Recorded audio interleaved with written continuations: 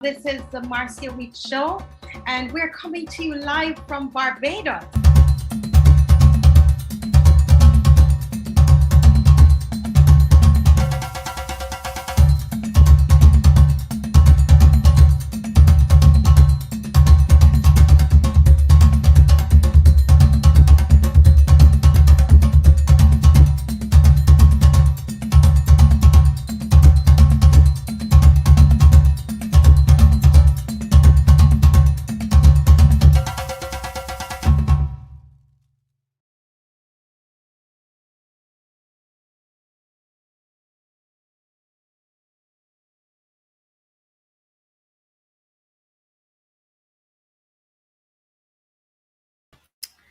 Good afternoon, a pleasant good afternoon to everybody. This is Marcia Weeks, and you're watching the Marcia Weeks Show. We're coming to you live from Barbados. And I want to give a big shout out to those of you who are watching via Facebook, the Marcia Weeks Show Facebook page. We're asking you to like the page. Thank you so much. Those of you who are watching from Africa Bridge TV on YouTube, welcome.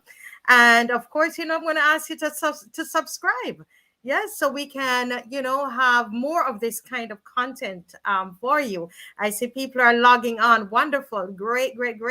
And this will be rebroadcasted on Carib Vision. As you know, our regular show is tomorrow at 1 o'clock. So we're going to rebroadcast this show on Carib Vision, which goes out to over 16 different Caribbean countries. And we're excited about today's show. We're talking about digitization, data, and distrust in Barbados and the Caribbean. And this I take to be a very serious show. Our region is about to change. This is how I see it, not just Barbados, but the entire region. But we're going to focus a bit on Barbados today, but we will be speaking of the rest of the Caribbean islands. And so we're going to ask you to share and to let people know that we are actually on and the show has begun, because this is, as I said, very important to the entire Caribbean. You see, a number of Caribbean countries have recently issued procurement notices or announced the planned implementation of national government issued digital IDs. For example, in my own country, Jamaica, here in Barbados that I live, the Bahamas and Trinidad and Tobago, to name a few. These digital IDs will most likely include biometric identifiers that authenticate or verify identity based on physical characteristics such as fingerprints, iris, face and palm prints, voice, and even DNA. While supporters argue that biometric identifiers are an efficient way to accurately identify people, biometrics are costly, prone to error, and present extreme risks to privacy and individual freedom. And we're going to talk a lot about that. We do have NIEL HARPER here, and he's going to be sharing with us this afternoon. But once biometric data is captured, it frequently flows between governmental and private sector users. Companies have developed biometric systems to control access to places, products, and services. Citizens can be asked for a thumbprint to access e-government services or to even enter a room in a corporate building. Geolocation tracking, video surveillance, and facial recognition software built on top of large biometric collections can further enable pervasive surveillance systems.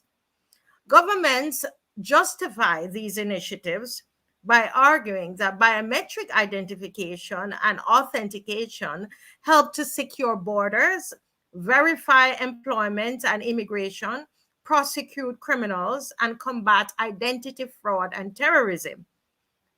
But despite this trend, the citizens of many countries, including the Caribbean, are opposing the national ID schemes, especially if they're mandatory. Why are countries opposing mandatory digital ID cards? Mandatory national ID cards, they say, violate essential civil liberties. They increase the power of authorities to reduce your freedoms to those granted by the card. If a national ID card is required for employment, you could be fired and your employer fined if you fail to present your papers. People with ID cards can be denied, people without, I should say, ID cards can be denied the right to purchase property, open a bank account, or receive government benefits. National identity systems present difficult choices. With the authority to demand ID is invariably granted the power to detain people who cannot produce one. Many countries lack legal safeguards to prevent abuse of this power. However, proponents of digital ID, inclusive of our governments and the private sector, they say identity is in everything we do, from greeting friends or family to getting a loan from the bank or purchasing insurance. We all know that, right? We take all this for granted. Yet for millions of people, things aren't as easy or straightforward when it comes to accessing finance or services. The lack of identity hampers thriving, they say. Digital identity empowers the individual and restores all that fairness and equality of opportunities that are beyond reach for so many people in our society. A digital identity maps more accurately to an individual's real identity will enable companies to achieve more personalized promotion and more seamless marketing. A digital ID enhances portability because it can be migrated and used elsewhere without friction. The provision of identity is a gateway for both financial and social inclusivity. Proponents are saying digital identity enables frictionless interactions with public and private institutions, including banks, of course. By enabling someone to have equal chances to access financial devices, people become included in society or education. Proponents of digital ID, they're saying it drives inclusive growth, particularly considering that around 1.7 billion people worldwide are financially excluded. This is because of a lack of provable identity. If all those people were to own digital identities, a great economic value would be unlocked. A truly smart city, they say, begins with the digital identity to drive engagement and efficiency. Individuals need to engage with government, public and private bodies, and other agencies digitally so the experience is seamless and positive. This will lead to further engagement. And they say someone's credential can be instantly verified regardless of geographic location or cross-border limitations. Now, those are all the, the pros and the cons of digital ID. And today we have with us, as I said before, Mr. NIEL HARPER, and who is a son of Barbados, a son of the soil. He's currently living in Germany, and he spent the last 20 years as a trusted advisor to global organizations and governments in the areas of ICT regulation and digital policy, corporate governance, cybersecurity management, privacy program management, digital transformation, and enterprise risk management. Mr. NIEL HARPER has senior leadership and an advisory experience in over 15 countries with organizations such as AT&T, BMOL, Canonical, CIBC, Deloitte, Doodle, European Union, Internet Society, and the United Nations, among others. He's a recipient of the ISJ Caribbean Security and Resilience Award and the ISACA Technology for Humanity Award. He's recognized by the but as a young global leader and the Internet Society as a next generation leader. He holds or has held fellowships to American Registry for Internet Numbers, that's the ARIN, British Computer Society, CIFA, OECD, Technology Foresight Forum, and the Royal School of Arts. Wow. NIEL holds a postgraduate in telecoms regulation and policy from the University of the West Indies.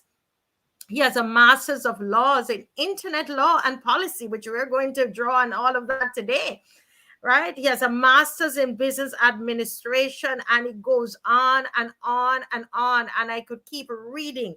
And I was deliberately reading. Let me just read this last section because we need to understand who it is that we're speaking to today. And I think this is important.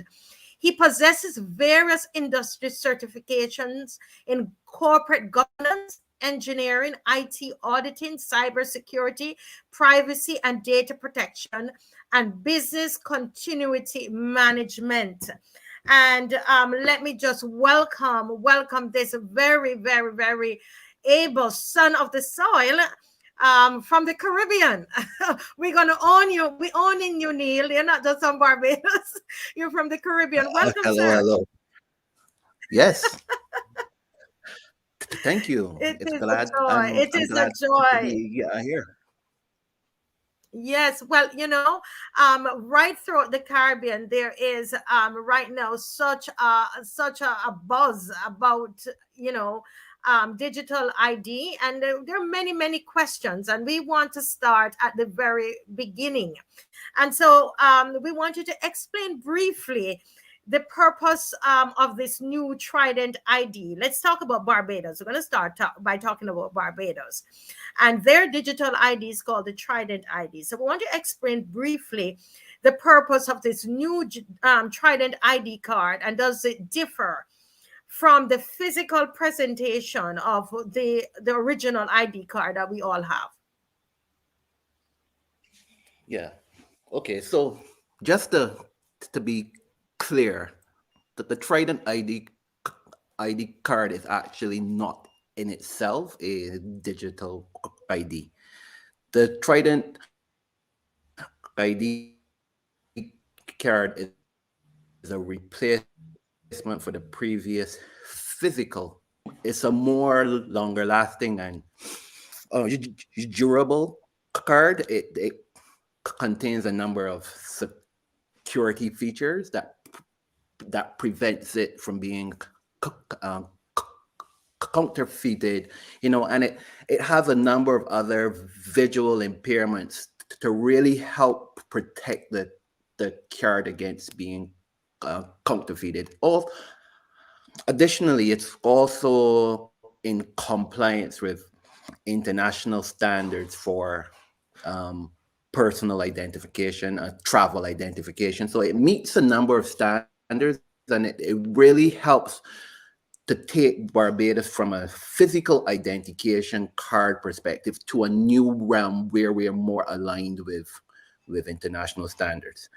And I think where people mistake it for the digital ID itself is because of the messaging. The government's Mm, messaging has not been as effective as it should be. The digital ID is really an identification system that resides in electronic form, and that identity or identification systems allows people to interact with various type of players, whether it be the government, whether it be private organizations, lending organizations like banks. And what it really does is it provides identity proofing.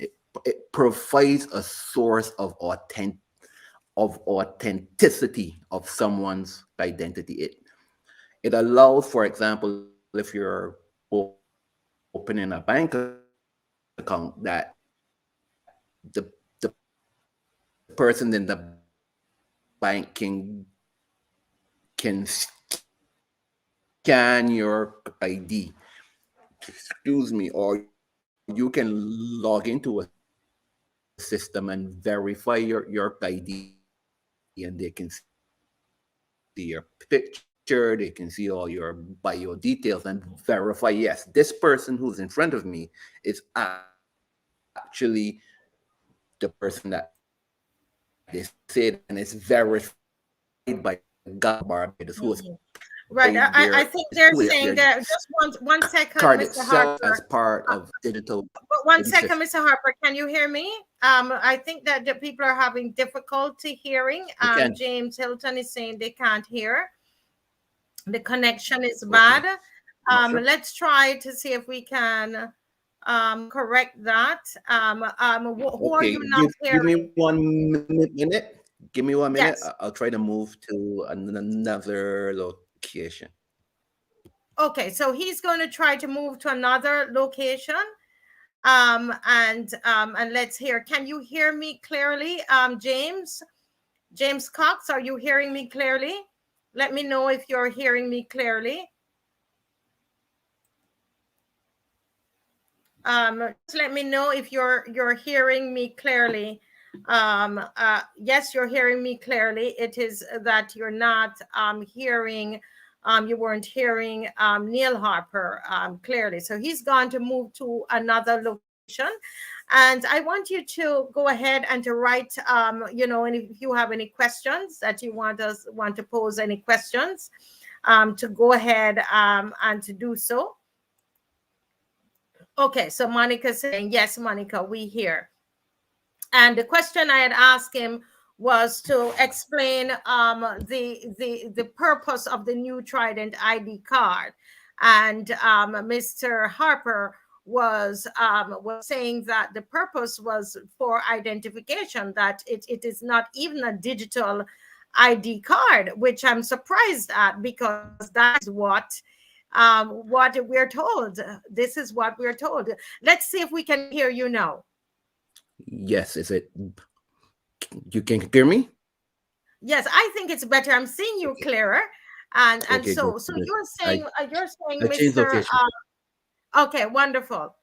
So Right. I will. So Cl- So I was saying before we stopped that the digital ID is really the bio data or the bio information of a citizen that's stored in a digital system, that's stored online. It can be some type of database, a public database, a government database that allows that database to be searchable by a number of different factors. It could be the government, it could be a bank, it could be any type of institution that needs to verify the authenticity of your identity. That's called mhm, identity proofing.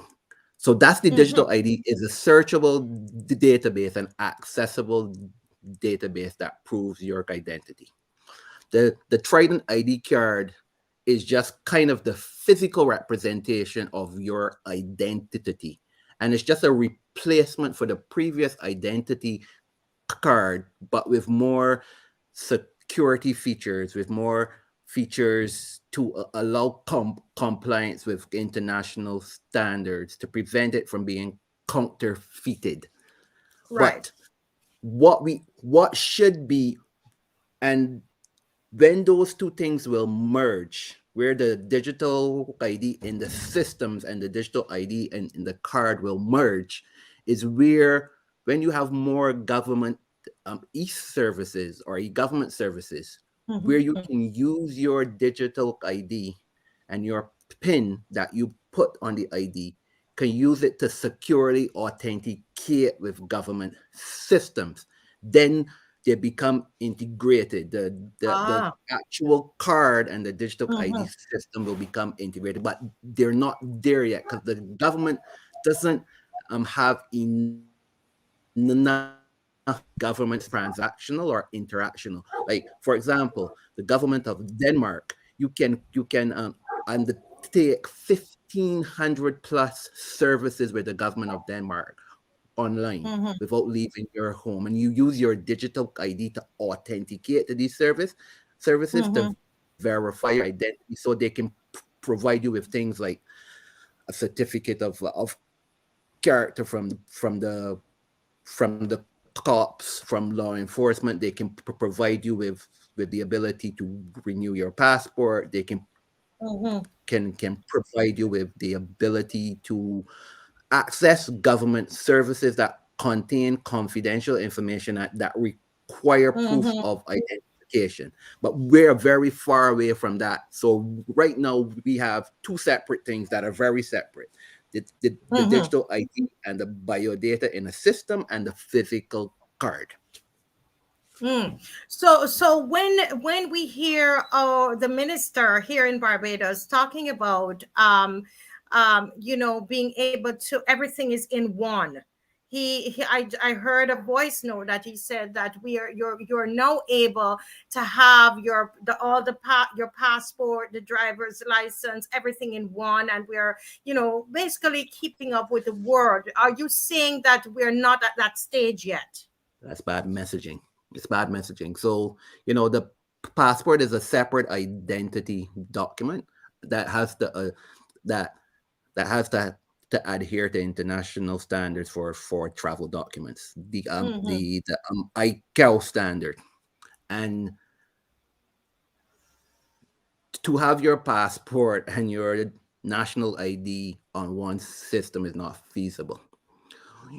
What happens? There's a Not QR. feasible. So, but let's stop right there, because you see, Mr. Harper, you're saying it is not feasible, but this is what our government has just said to us in a broadcast, that all of it will be in one place, and you're saying it's not feasible. Why you're saying it's not feasible, sir? Because it's bad messaging. Like the passport information is, while you can draw from the database, but when you may have a single database that contains all the biodata that's in both the passport as well as the ID card. That ID card and passports are separate documents. You can't travel with just your ID card. So you need to travel with your passport, and you can use your ID card for identification in other scenarios where a passport is not required, but they're not one in the same. And I think it's very poor messaging when we're being told that everything is one in the same. Because I've heard him say, yes, have your driver's license and your passport, but that's not true. What they've done is they've included the Mm-hmm. driving license information in the same database as the Trident. So when you scan the QR it takes you to a website which basically pulls from the database and shows you all the information on the front of the card plus your driving license information. But the driving license information is stored with Barbados Licensing Authority. The Mm-hmm. national ID data is stored with electoral and boundaries um, um, uh, commission. Commission. So Mm-hmm. there are different organizations who actually are responsible for the data, who may manage the systems and the databases which the information for those different pieces of identification are stored. Mm-hmm. And you can technologically bring those databases together and pull information from all of them and present them at the same time, but they're not one in the same. They're They're not separate. one and the same. Can I They're, ask you something? I mean, because I know a lot of people who are listening are very shocked at what you're saying this today, and I'm wondering why would they be? Why do you think that they have chosen this message to the people, to say to them that they now have this digital ID where all of their data, you're not going to need a driver's license when they're finished, and you're not going to need, is it that they're saying that this is going to come very soon? no, so here's my, and I'm a very frank person. People who know me know I'm very frank. I think we have a tendency in the region, in the Caribbean region, to award people ministries based on the fact that they've won a parliamentary seat. We don't award people ministries based on their expertise. So in Barbados right now, we have a Minister of Information and Smart Technology that has no technology background. He doesn't understand technology. He tries to explain technology that he doesn't understand, and he regularly makes a number of mistakes, a number of faux pas, because he can't explain something that's not his specialization. We have a minister of health. We had a previous minister of health who was not a health administrator. Like we put a lot of square pegs in round holes and then expect them to drive transformation. I think that's part of the problem that impedes our progress. So you're saying at the moment, you're saying that Barbadians then, at this time, don't need to worry about privacy issues then, at this point. Is that what you're saying? I'm not saying that. What are I'm not you? saying So that at you're all. saying that So you're I saying that. will Go ahead. I will explain. So right now we're traditionally we've managed a lot of information in the public sector through registers, books, like physical books. We would write like marriage certificates, we would write them in a book, or registration information we would write in a book. And through digital transformation, we're moving a lot of that information into online systems. Also, we're going through multiple stages of e-government. The first stage of e-government is informational, where you present information to people on websites, and that's fine.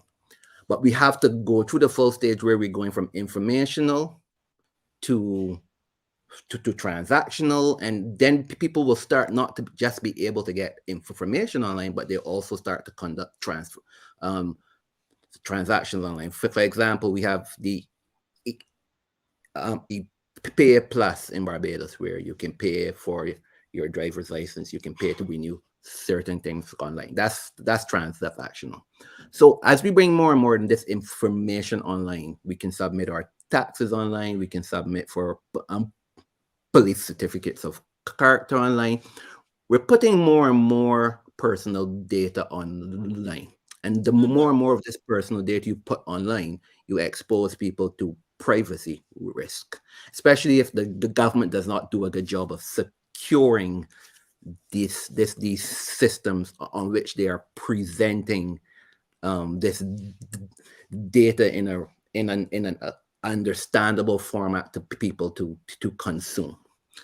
So there's still the privacy risks are actually now it's increasing, because for the digital, well, not the digital ID, the Trident card, but when you scan the back of the card, there's a QR code that takes you to a website.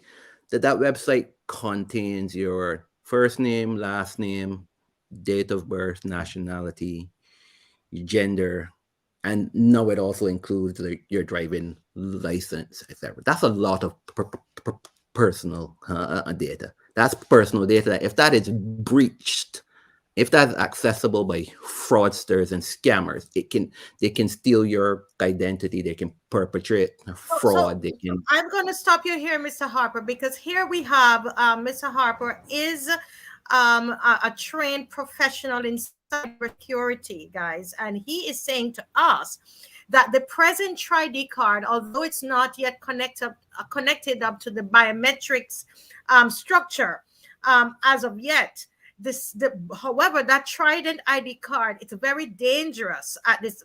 Well, I'm using the word dangerous, it seems to me, because you're saying that at the moment, the way it is set up, the hackers or whoever can get our private information from that. I'm seeing a question here from Mr. James Hilton. Is saying, but isn't that already on your ID card? And the minister said that if you lost your motor vehicle ID card, if you can get the same information can be got from what you got from the QR code. Is that true? So I think that's a very, very bad re- reasoning or rationale. So most people are saying, hey, what's the big deal? Like if you lose your card, if you lose your card, that's not a big deal. That's not a privacy risk. But there is information on the card that is not public information. Ah. Your national registration is not public information. There's nowhere that the entire public of Barbados or the global internet public should be able to go and get your national registration or your driving license number. Those are unique identifiers that are matched back to your identity. If that information is breached widely, it can be used to perpetrate fraud. It's and I think Mm. people keep saying, but it's not a big deal. You put all your information on Facebook and Instagram, but it's still not true. That's a false argument because no one in their right mind puts their national registration number or driving license on Facebook. No one scans their passport and puts it on Facebook. Mhm. People, those are private documents that are used for particular use cases. You take your passport and you show it to someone at a counter at the airport to and they allow you to get your boarding pass. You Mhm. take it when you're getting on to the plane and you show it to the person with the pass so they can prove it's you.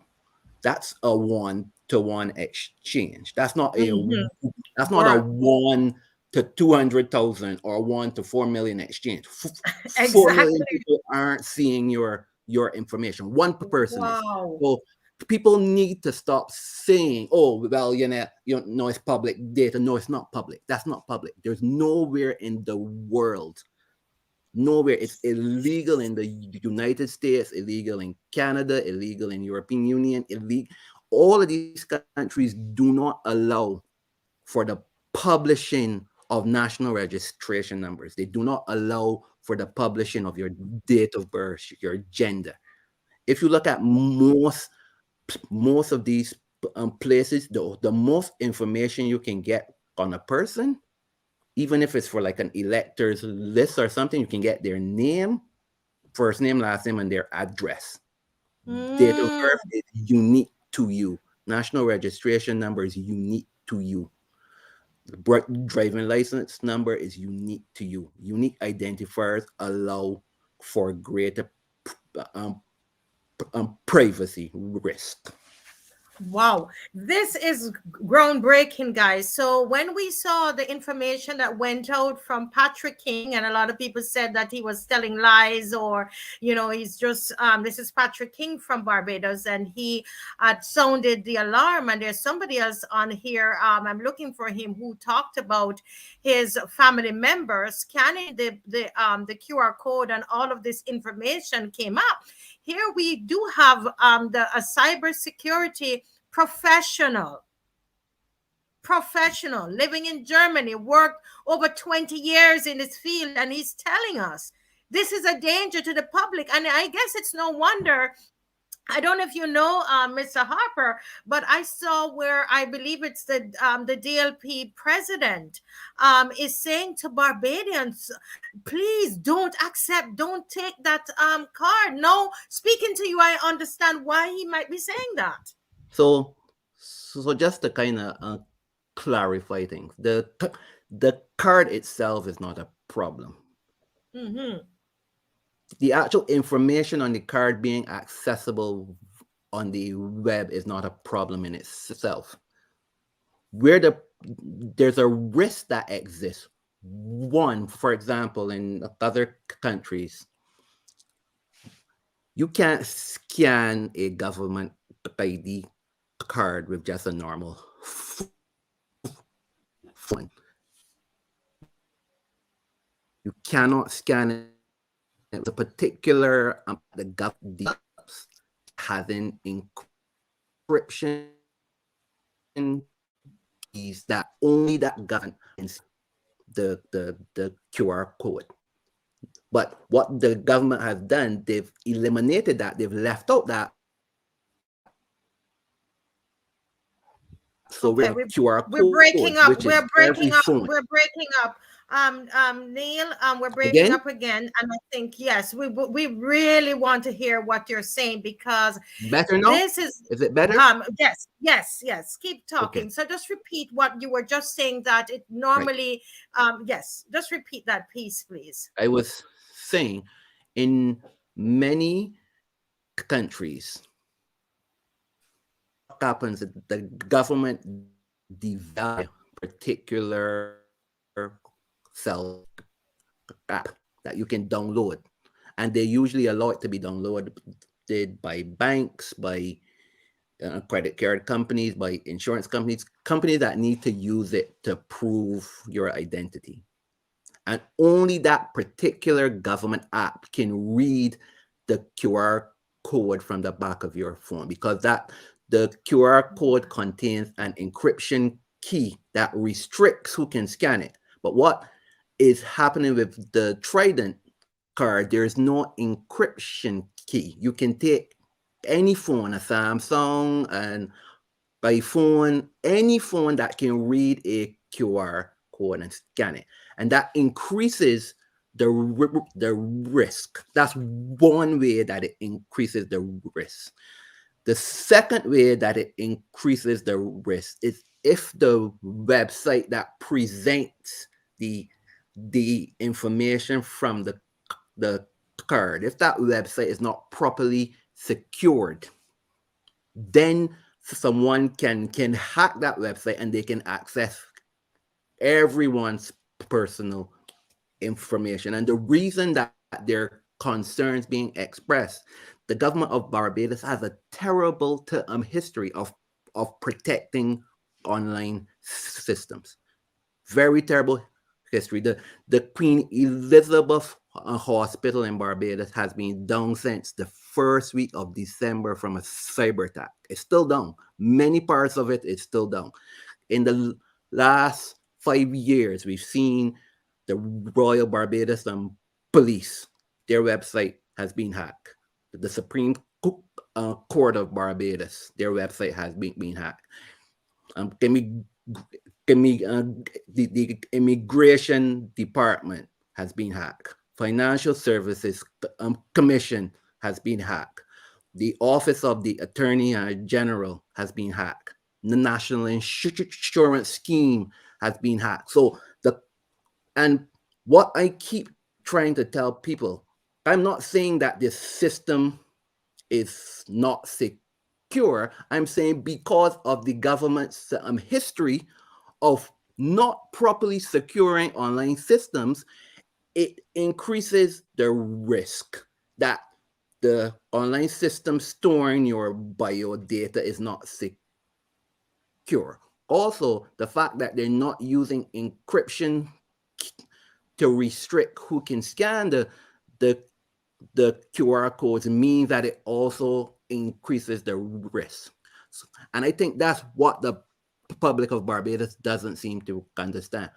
The opposition leader or the president of the Democratic Labour Party is not saying that the card is by default insecure. He's saying because of all these issues that we're seeing, because the government has not implemented online services properly, you should be mindful of getting this card until they fix these problems. And to some degree, I think he has a good point.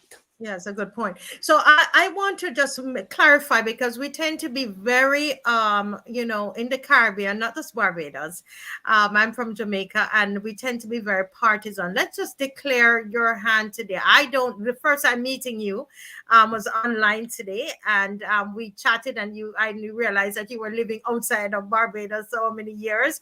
Are you? What's your association? Here in Barbados? Are you Nothing. what I'm yeah, not. I'm and not. why you so I'm why not are a. you go ahead. I'm not a supporter of any party. I always tell people this. I've done work for the government of Barbados when it was the DLP. I've done work for the government of Barbados when it was the PLP. I have not gone into a poll and I've not voted in probably 20 years. Hmm. I'm not So in Barbados, so and there some people have alluded to the fact and saying, oh yeah, he's a Democratic Labour Party supporter, but I'm not. Anyone that knows me would know I'm very, very agnostic when it comes to partisan um, um politics. politics. So let me ask you, what is your motivation, Mr. Harper? You are a professional. You're working in Germany. That's what you're doing. You don't live here. Why did you even come on this program to sound this serious alarm to the Barbadian public? So I've worked in uh, digital trusts for the last 23 years.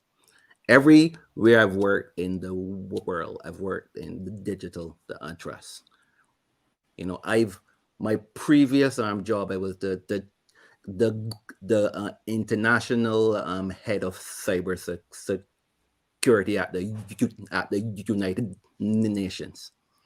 I've worked as chief information security officer for a retail company in Brazil. I've worked as chief information security officer for a software company in London, for software companies Mhm. in Berlin. I am a passionate person about digital and trust. I have seen up close what happens when people's identity are stolen. The amount of impact from damage to their reputation, financial loss, from you know there's so much emotional trauma. Sometimes you can even get in trouble with the law. I've worked Mhm. for banks, which I protected banks. I've worked for CIBC. I've worked for Bermuda Commercial Bank. I have seen firsthand what happens when people's personal data is lost or compromised, and the damage is significant. And anyone that knows me, I spend my time speaking. I speak at World Economic Forum. I speak on conferences. I speak on panels. I'm always speaking about security and privacy because that's my passion. So and that's the reason I've been trying to educate the persons in Barbados, and people are like, yeah, it's not a big deal, but you're hearing from someone who's an expert that does this for a living saying to you, yes, it Right. is a big problem, and people are still saying, no, it's not a big problem. Who cares? And the reason that I spend that time is because I know the impact, and I don't think that people recognize themselves what is the actual impact. For example, last year, January, for elections in Barbados, the government of Barbados leaked the full election list. All 250,000 people on the election list, they leaked it onto the public internet. So 4.6 billion people could access the And persons of let's Barbados. hasten to say that they didn't do it deliberately. It was a mistake. That's It right. was a mistake, but it was a mistake because of lack of knowledge and understanding. But it's still a leak. It's still a leak regardless, and it still has a impact. So they they were told by the law, the change in the law, you had to publish the information online. And yes, There's nothing wrong with publishing the information online in a restricted format. You publish name and Mm. address, right? Just name and address. You don't publish name, address, date of birth, national registration number, gender. You don't publish all this information. And this information, before it, as soon as it hit the internet, it was in the dark web, it was in Reddit, it was in 4chan, and people were sharing this information. And now I've been hearing over the last year, there's been a rush of identity theft in Barbados because of the leaking of this information. And Barbadians are saying, "Oh, the banks are getting Ah. but the banks are not being hacked. The banks have not been hacked. Some credit unions in Barbados may have been hacked, but what people are doing is using the identity to perpetrate fraud, to Oh my. take out bank accounts in people's names, to take out services in people's name, to fraud people, to create on Facebook, to create a profile that has all your information. So when your friends see it, they think it's on you, and then your So, friends so will. So, Mr. Harper, I'm just gonna stop you there because I mean, this is new knowledge, news to me. So, you're saying that possibly from the leak that happened mistakenly by the government when during the election, with all how many hundreds of thousands of agents' information, I guess mine was out there as well. That it really has seriously, in your estimation, put some of our citizens at risk. And you're saying that some of what we're seeing happening in the banking system, and one lady saying she had to change 3 cards within the last year, you're saying that could be part of the reason that this is happening to Yes, us here.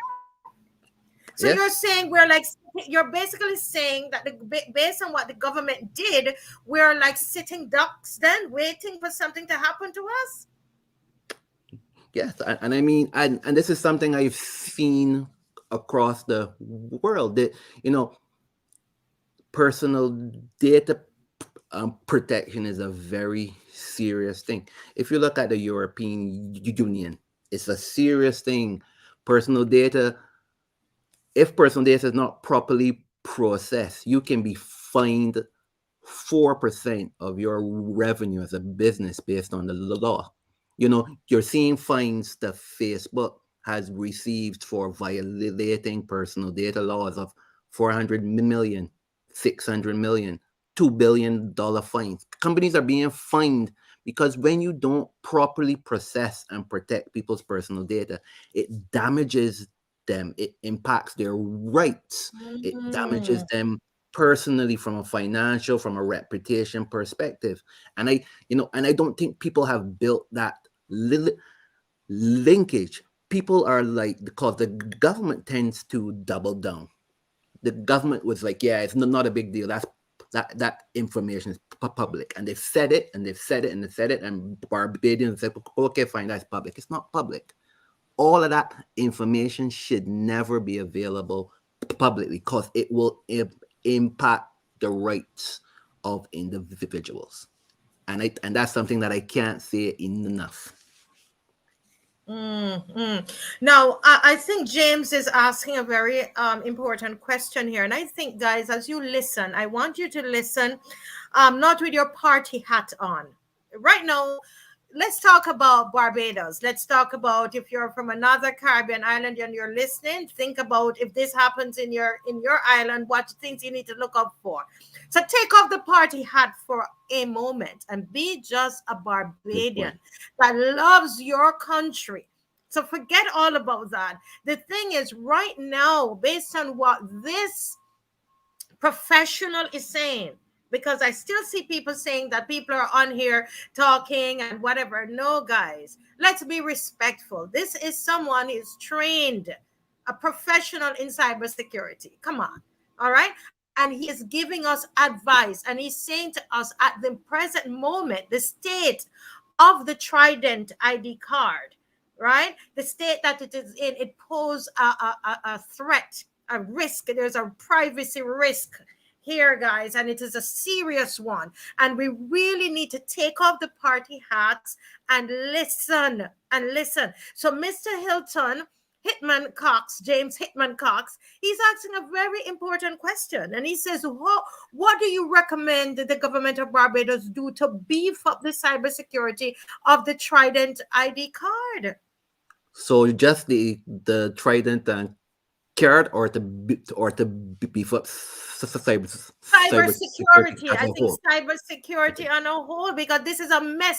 You just name. Can you list the government entities that have been hacked?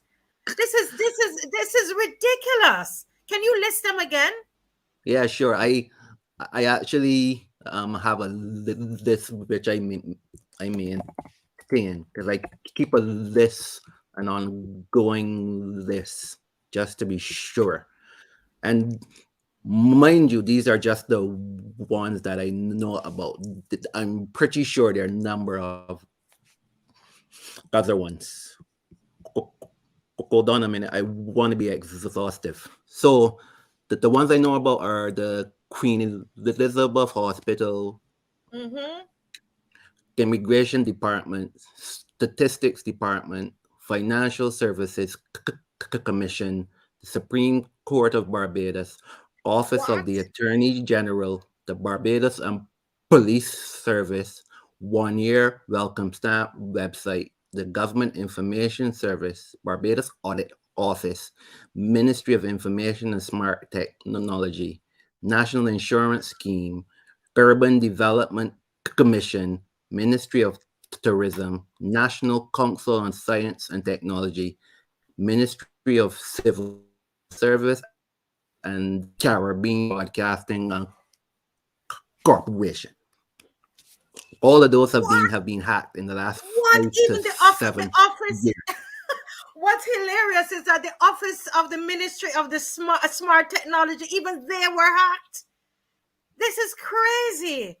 The office of the Attorney General, and Yep. these are the people that are issuing us. And first of all, there are two things that this gentleman has said today, Mr. Harper, is that the messaging is incorrect, that they're telling us about the Trident ID card. It cannot do all those things that they're saying that it can do, not at this moment. And then, second of all, the QR code on the back, it is not properly, there is something else that needs to be done with it so that people will not be able to get your information, and it poses a threat to our security. And eventually, it is going to affect us economically, because we've been told, or people are talking about how many cards, the bank cards that they've had to change. And so our government is allowing us to sit in here like sitting ducks. And this is why I'm not pushing any party, guys. Forget that nonsense. This is why Ronnie Yearwood, even before he was the president, I read something just before I came on, Mr. Harper. I saw it where I read something in 2021. Ronnie, Yeah. before he was just when he was just a lecturer, I have it here on my phone, was telling people, do not collect that card. We So it, both did in 2021, before he was even involved in with the Democratic Labor Party, when they were launching the National Identity Management System legislation. We sat down and we did a detailed breakdown of all of the problems with the national ID legislation, and we talked about disability and accessibility, oversight and liability, notification when people's data is breached, like people's rights and discrimination. Like we did a detailed review of the legislation, and we sent it to the government of Barbados, and they did nothing. They still went to ahead with the same legislation. And then on top of that, I turned around and I wrote a detailed article that was titled "Too Many Unanswered Questions: The Barbados National Digital ID." And that was back in 2021, and I broke it down, all of the things they needed to do to make sure that the security of the and the privacy of the was implemented before they went live, and they ignored that as well. So it's not like we like people didn't talked to them. People haven't advised them, but the government of Barbados has a tendency, and it's not just the government of Barbados. It's governments across the region and governments across the world. They do things for expedience. They do things for political points, and a lot of the shortcuts that they take can impact people's lives and adversely. Mm. Wow, we have a lot of questions. I don't know about you listening, but I am like, this is this for real that I'm listening to? But I know you are professional, and so you know your stuff, sir. If not, I would be doubting you right now, because I cannot believe that we could be allowed to be this exposed. And as Lisa Niles is saying, that the law is now forcing us to get the Trident ID. It's being forcing us to get it. So what is going to happen? Because if it is such a privacy threat for us all, why should I go to get this ID? Mr. Harper, why should the law force me to get it? So to be clear, so national ID systems are very important. The digital ID system, but I'm a big fan of the digital ID system. Let me just put that out there. I'm a big fan of them when they're done the right way. I have seen countries. I've lived in Denmark. I have residence in Estonia. All these places have digital IDs that are very secure, make your life very efficient. I can renew my passport online. I can renew my driver's license. I can do thousands of things with government online instead of having to leave and go into a government office. I can log into my internet banking securely. I can submit my taxes. I am a big fan of digital ID because it makes your life a lot simpler, but it has to be done right. It has to be done securely, and it has to be done within a privacy rights respecting framework. And that's not what we're doing in Barbados. Wow. So as a professional in this area, someone who is trained in cybersecurity, and we're really honored, Mr. Harper, to have you here. If you were speaking to the government right now, or if you were speaking, you're speaking to the people of Barbados as a son of the soil, somebody who, what do you tell me? I come to you and I said, Neil, the law says that I need to go and pick up I need my Trident ID in the state that the ID is in right now. What would you tell me? That I would tell the public of Barbados to put pressure on the government. You put them where they are. You elected them. You give them 30 seats. You've given them 30 seats. You've given them a mandate to act in your best interest. Put them under pressure to fix the security and privacy issues related to this system. Like for example, they're saying that you must have this ID to get a passport. You must have this ID to vote, and I don't agree. And I mentioned that when I wrote my blog and my article. I said you have to create this digital ID within a framework where all types of identification that is verified is accepted. There's no reason I shouldn't be able to go to a voting station on election day and show them my passport and vote. Why should I need the national digital ID when I have been my identity has been proofed and I have been provided with a passport? Why can't I use my driver's license, which again my identity has been proofed for me to receive a driver's license? And the driver's license has on a number of features that prevent it from being cloned or counterfeited. So why does this new digital ID render my passport or my driving license invalid as a document to prove my identity?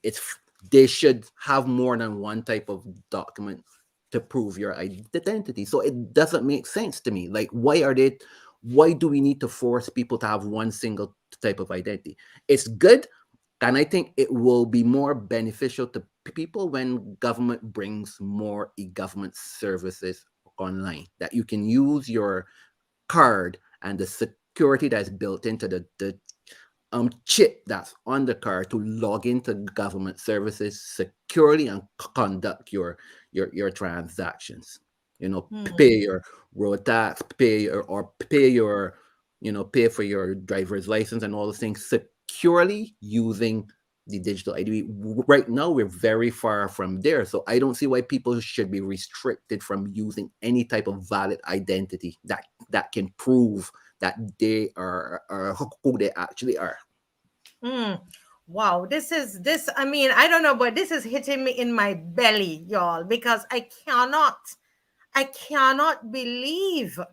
I listened to that man. I listened to the minister with a long exposition about this, and you would think this is the best thing for Barbados. And somebody's asking here, so how do we as citizens protect ourselves? This is where it's at right now, because we don't have an opposition. It's us as citizens. Yeah, I So what do mean, we do? again, I mean, like, you have to put pressure on the government. You have to put pressure on them to, to prove, like, they have to be more transparent with persons in Barbados. Tell people, what have you done realistically to secure this system? Have you had an expert do a test from outside to make sure the system isn't vulnerable?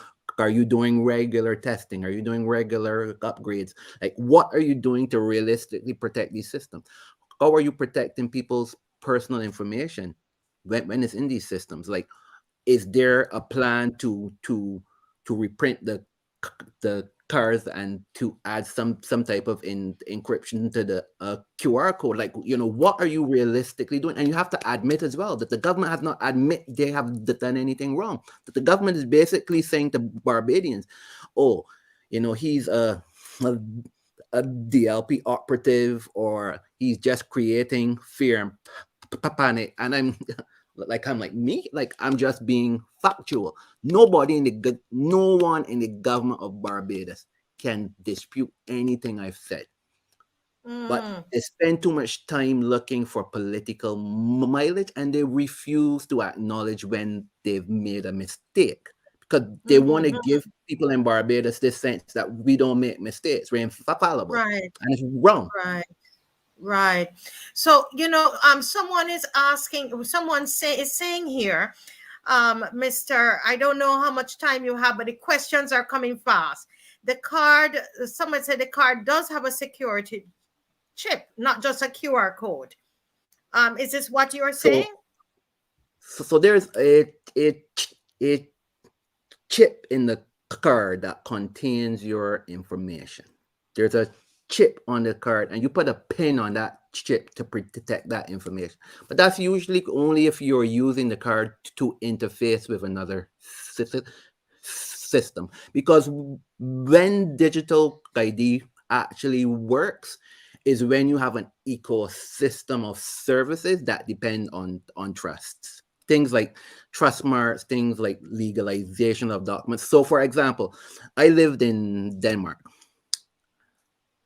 Everyone in the country has a digital certificate that's tied to their digital ID. What a digital certificate does, you use it as a form of authenticity. It's like you signing a document with your signature. So what happens if I pay my lease? So, for example, if signing a lease for a car or a house, instead of they Mm-hmm, sending me a printed document to sign it, they send mm-hmm, me the document digitally, and I log into a site with my digital ID and sign it digitally. And you cannot amend that document. That document is mm-hmm. protected by encryption, and it has my digital signature embedded in it. So I cannot say it in a court of law, that is not me that signed that, because the only one that could have signed it is a me. Mm-hmm. So Mm-hmm. that is basically what the security in the chip in the card is actually for, to authenticate, for you to authenticate and provide verification that you are who you are. Or if you're Mm-hmm. interfacing with a a provider like a bank, like an insurance company that needs to verify your information, you can plug it in. If they have a reader at their location, you can push the card into the reader. Mm-hmm. The reader accesses the security chip on the card. You type in your PIN, and that verifies this is this person. Like, the only person who can do this is this person. Mm. So that's Okay. what is, but that has nothing to do with the scanning of the QR code. Those are two separate Two things. separate things. So I think that thanks for that clarification, because a lot of times people don't really understand. Someone here is concerned that, you know, they're saying it's not mandatory, but if you do not take it, you will be denied services and rights. Is what is in the bill. So there is a bill. Yes. Have you seen the bill? And Yes, what are your thoughts? I've read What the are your bill. thoughts I've about sent that? feedback on the bill. Written I've written a a detailed um, a detailed critique of the bill, which talks about the different aspects of the bill that needed to be amended. So So I'm can very you, people are concerned about that the bill, it was passed, and that, you know, people didn't even know about it. They're thinking that the average person didn't know. And so you know, can you, is there anything you can say about the bill? There are lots of questions about the bill. yeah. So you know, um, when you're developing legislation, transparency is an important thing. Many countries, they crowdsource feedback on legislation. You know, for a month or 2 months or 3 months, I've seen in Africa when they launch the Treaty on Cyber Security and Personal Data Protection. They actually Mm-hmm. send it. They send out the draft to the community, whether it be academia, so professors, the technical community, civil society. They send it out and say, could you please review this as experts or as citizens and tell us what your concerns are? And many people sent back in their concerns. Mm-hmm. We don't do that in Barbados on a regular basis. You will see a draft bill will go to um, to Parliament to be discussed. The bill will be drafted by someone in the government. It will be drafted. It will be sent to Parliament. It may be ventilated a bit in the bar association, or but Mm-hmm. usually the bar association is not the only person, are the only people who understand the law, are not the only people who understand regulation. Like, for Mm-hmm. example, like, you said that my background, I actually have a master's in law, in technology law. Mm-hmm. My master's and specialized in cyber law, um, privacy law, and and national security. Persons like me who are not members of the bar association should be providing feedback. People who have disabilities, because does the actual card have on disabilities for people who are blind? I think it does have one thing for like braille for people who are blind, but does the website for the card, does it support disability standards? There's an international standard for people who are blind and deaf or differently able, who should be able onto a website and through hearing or some type of visual or auditory type of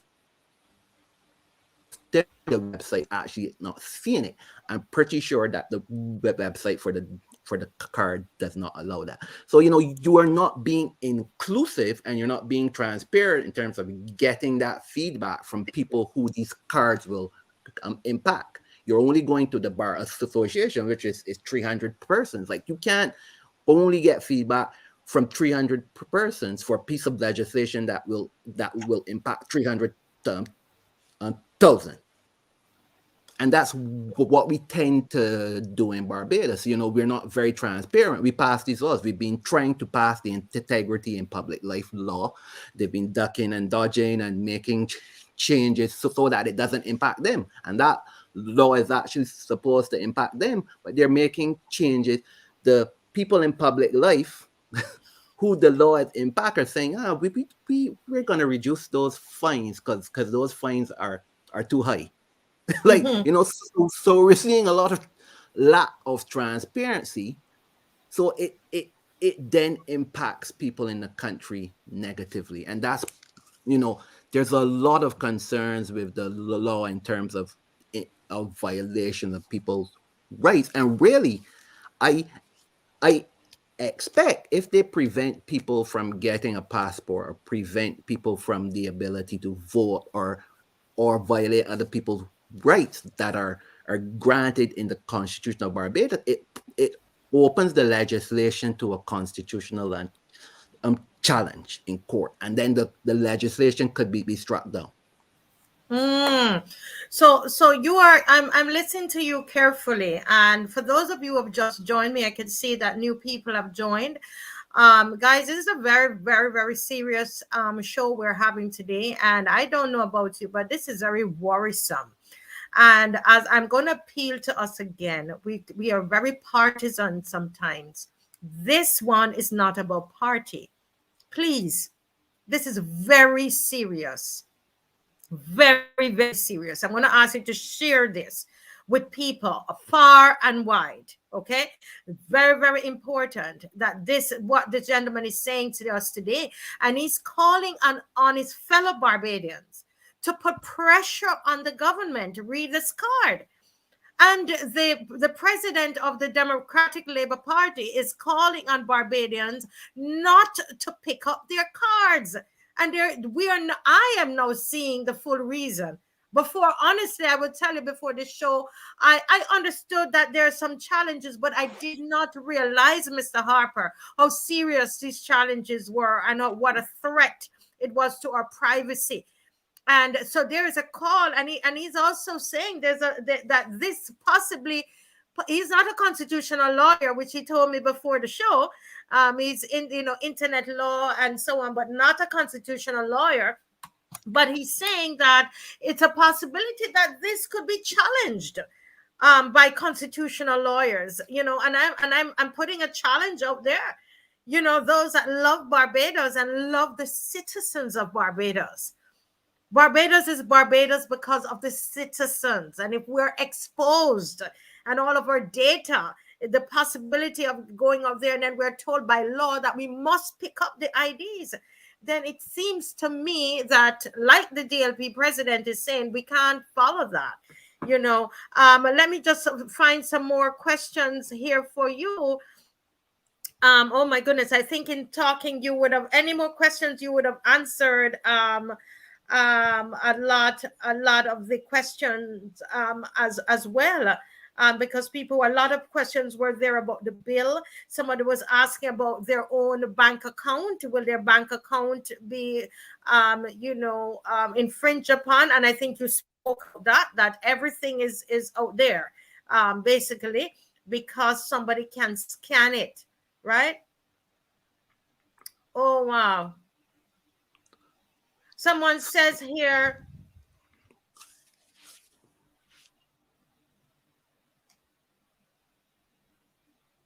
okay, so no, this is something about the New World Order. We're not talking about that today. So I won't get into that, right? Yeah, let's not. Maria Phillips is saying cybersecurity is a new area that needs expertise. You will have to critique the legislation with expertise. Correct. It is a new area, and as you're saying, this. Yes, go ahead. Go ahead, Yeah, Mr. I want Harper. to want to share something with on you because this is very very important.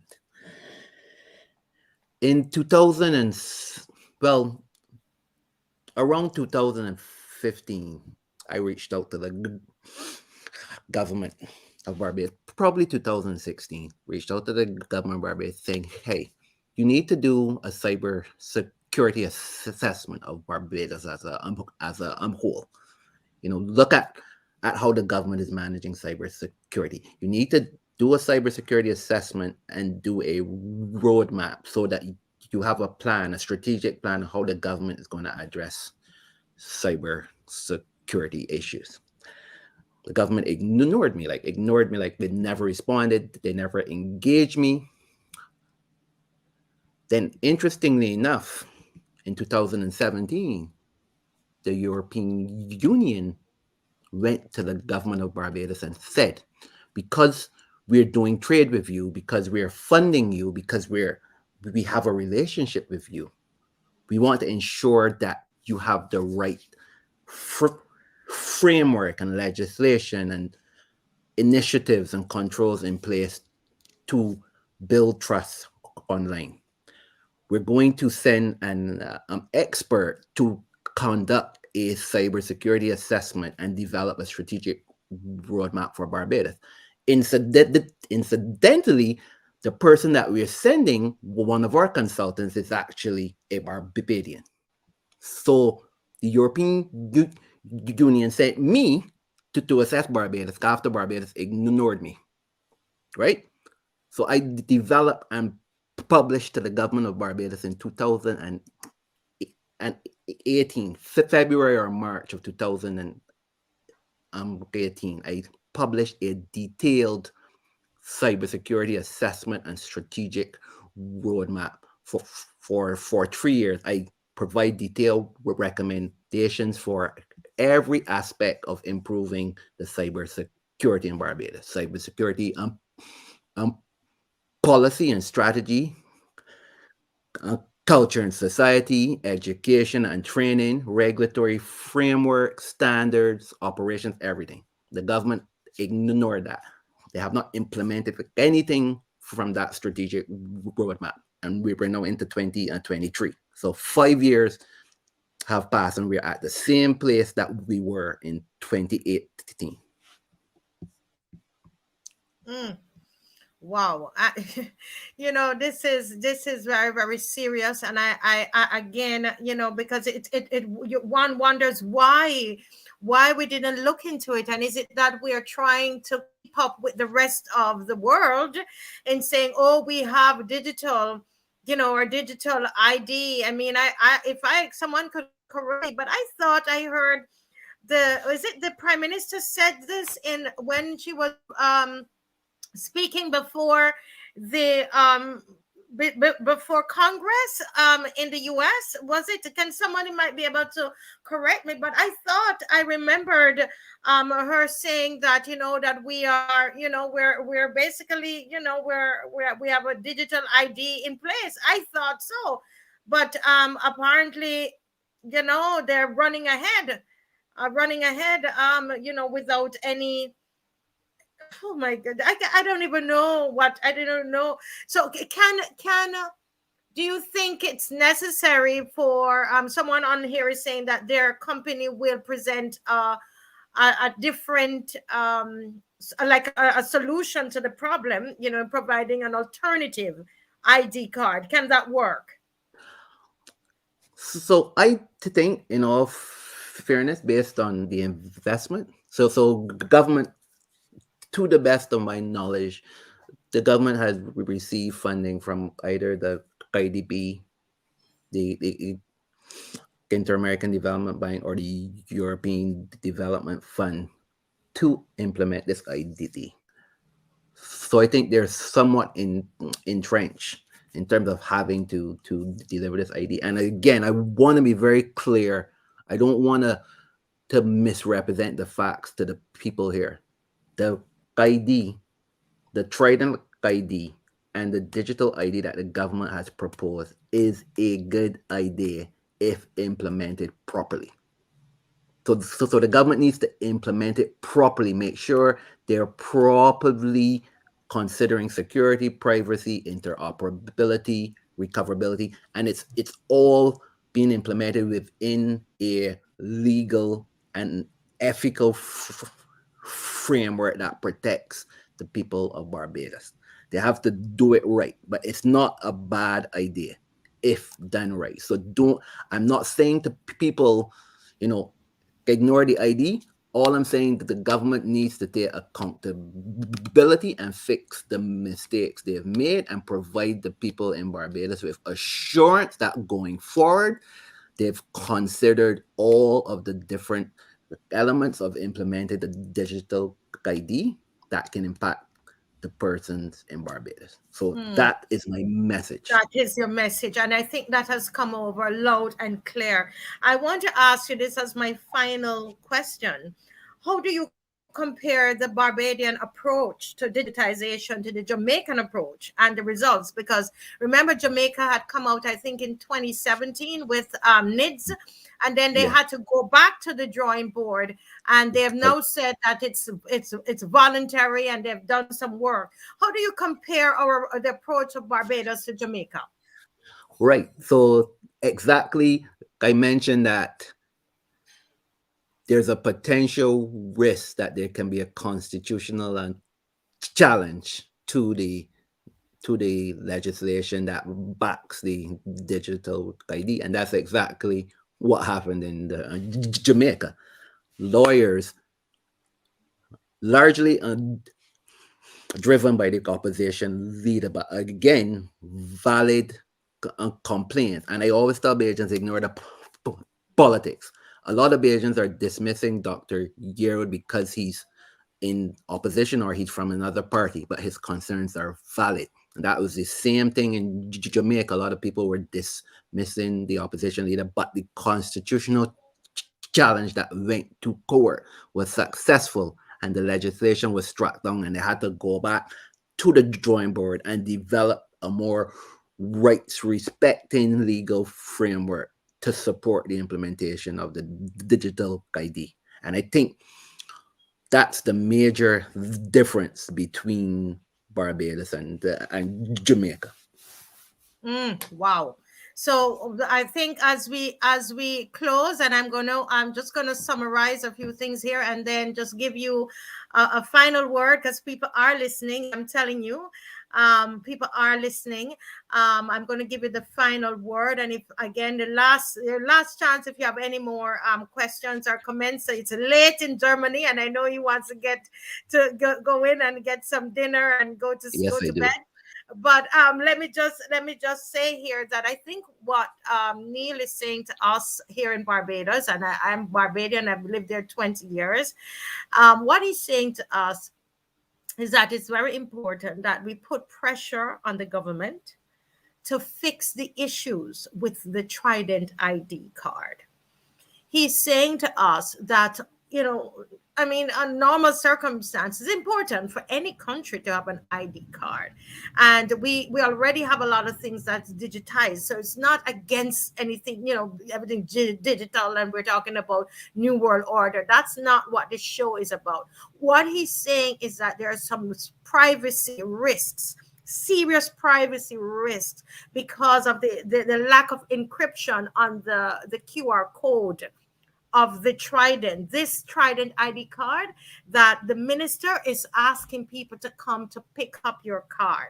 And he's saying put pressure. It's also we're sending out a message that there's a possibility that this will be challenged by constitutional lawyers in Barbados because of the high risk that it poses, and the fact that we're told that you possibly would not be able to do the various services if you don't have it. All right, because it now replaces, according to the minister, what he's saying, that it now replaces your passport and your motor vehicle license and all everything. It's just this one thing, and so on. So this is important that we understand that the same thing that happened in Jamaica can happen, where we send the government back to the drawing board to bring something to the people that will fit, that will work, right? That is safe, that gives us the privacy that is necessary for all citizens. And I think that that is what Mr. Harper is saying. Is there anything that I left out and you want to add? Yeah, I want to just say as well, the government of Barbados is talking about a lot of different digital transformation. There's very large dearth, a large there's a lack of expertise within the government of Barbados in terms of not just privacy and security, but also information technology. The government has to look at a serious workforce development strategy. There are a lot of people that have been in government for 20, 30 years who are nearing retirement, who have not upgraded their skills, who do not have the skills and the talent to implement digital transformation in Barbados, especially in a secure and privacy respecting manner. Those people have to be forced into retirement. You have to replace those people with skilled people who understand how to develop and implement complex technologies that will be storing the personal data of agents, technologies that are intended to improve the lives of agents. You cannot have amateurs implementing digital transformation in Barbados. That's critically important. We have a data privacy commissioner who is responsible for enforcing the Data Protection Act of Barbados. From all accounts, that person is unqualified. That person has said nothing. We've had numerous breaches of people's personal data, the electoral list, the IDB survey with the underage young people. We've had several instances of violations of the data protection laws of Barbados, and we have heard nothing from the Data Privacy Commissioner, who's supposed to act in the best interest of the Bajan people and hold government and corporations accountable for the misuse and abuse of people's personal data. And she has said nothing for the last 2 or 3 years. We need a competent and independent data protection commissioner. She cannot be politically captured. She cannot be reporting to a minister. She needs to be independent. She needs to be reporting to a multifunctional committee or board that consists of people from the private, public, civil society, and different stakeholders and she must have independent funding and independent authority to hold the government accountable. That does not happen right now. So until that happens as well, Bajan's personal data is still at risk. And that's my final thoughts. Wow, thank you so much, Mr. Harper. This has been eye-opening, and the people are saying that. Mr. Hoyt is saying, thank you, Mr. Neil Harper, for giving your time, expert advice, facts, and point of view, and such an important topic. And we just want to say we respect you and thank you. And so everybody knows, nobody's paying him to come on. He doesn't know me from Adams. He doesn't know me. I've never met him in person. And as he said, he's lived in Germany, he's outside of Barbados for a number of years, and he's not been paid by any political party. So will you stop it and just take Just one last point, please? Yes, just sir. one Yes, last sir. point. Go ahead. I see some person in the thread saying that the legislation does not say that the data protection commissioner has to tell us her findings. The legislation does not give her the responsibility to Barbadians. That is blatantly untrue. I want to call that out because that's dangerous thinking. Can you repeat that? I didn't hear you. So you're saying someone is saying that someone is saying in the thread that the legislation does not say that she has to tell us her findings from investigations. The legislation does not give her the responsibility to us. The Barbados Data Protection Act is almost a carbon copy of the general data protection regulations in the European Union. And if you look across countries that have data protection legislation in place that is working, the Data Protection Commission is independent. I will give you an example. In um, in Portugal, last year, the Data Protection Commissioner fined the government of Portugal for not properly processing people's personal data. That it fined. Listen to me clearly. The Data Protection Commissioner fined the government because the government is also liable to the law. The government is not. There are certain exceptions for the government for public safety, for law enforcement, but the government does not have clear exceptions from the law. That person is responsible to the people of Barbados. That is not a government. It may be a government position. For one, it's in the wrong location. It doesn't have the right authority. It doesn't have the right funding. Doesn't have the right legislation and levels of independence. So that person is blatantly wrong. Wow. Okay. Because she's saying that she's never seen that section in our legislation. So I read the legislation. I actually submitted feedback on the legislation when the legislation was in draft.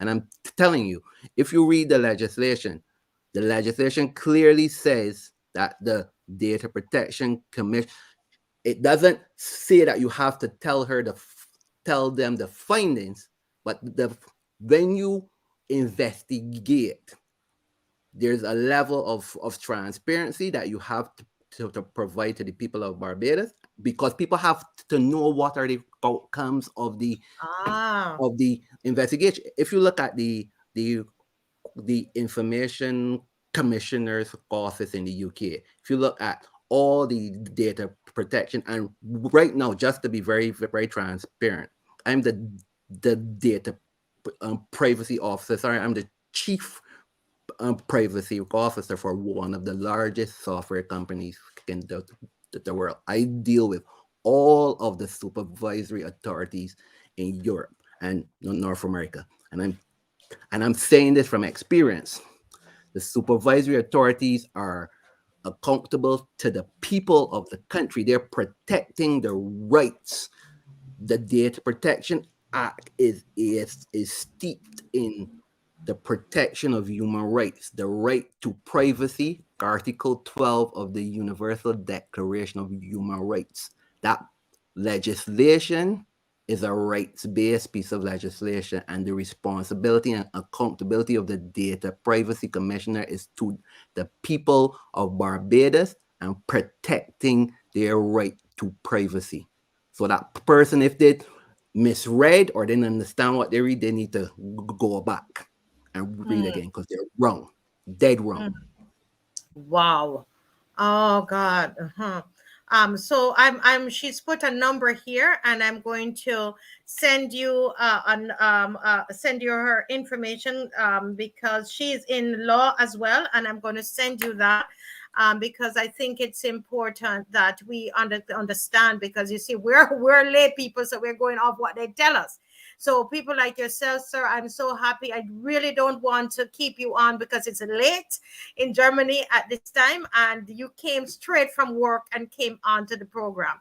All right. So I just want to thank you so much, Mr. Harper, for being on. And all I can say to you is I could see that someone said that your soul is still here in the Caribbean, and you're educating a lot of people today.